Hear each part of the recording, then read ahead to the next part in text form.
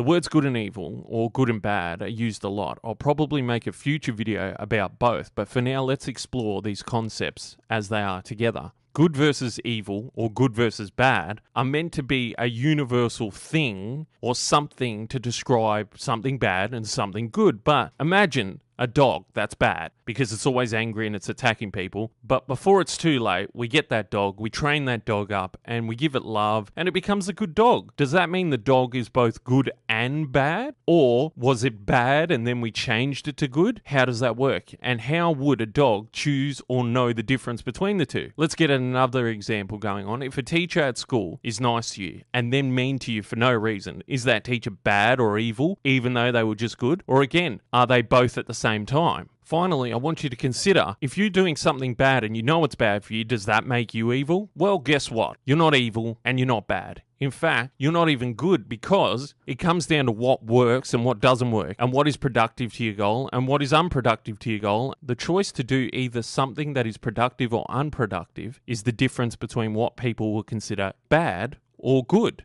Think about it. If your goal was to lose fat, then you decide to eat bad. That might be productive to the goal of being fat, but it won't be productive to the goal of being the way you want to be. There's always a choice to do something productive or unproductive, and that's just the way it is. If your goal, for example, is to get fat, then eating bad food might be the productive way to get to your goal, even if other people think it's bad. So it can be both. If your goal is to run 100 Ks, let's say 100 Ks a day, then running constantly will help you look towards that goal, even though you may never get to 100 Ks in a day. And others might think it's a total waste of time because it's not their goal. So therefore it's unproductive to them and therefore bad for them. Others will not believe that it'll work and they may call it a bad idea. But the reality is it's only unproductive in their mind because it's their idea of what good and bad is, not what you're actually doing that they're talking about. This doesn't mean that they're right. It just means their idea of what's good and bad is different to yours. Good and bad, or good and evil, are made up from what works and what doesn't work, as I said, right? It's all about whether or not you're being productive versus being unproductive. The way to use this is to focus on positives, not the negatives, and don't get distracted because everything and anyone that is stopping you from achieving your goal is unproductive. Avoid unproductive people, places, and things that stop you from having everything you desire. You see, the truth is, I want you to be as productive as possible. Everyone wants to be productive. To be a loser takes a lot of energy, and it's the same amount of energy to be a winner.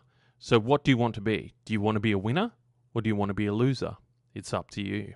Everyone should like the videos, subscribe to my channel, click to get all notifications, and share this to help others change their lives. And if you want to help me make these videos, you can either send off a one-time donation via PayPal, or you can join me at Dad Diaries on Patreon.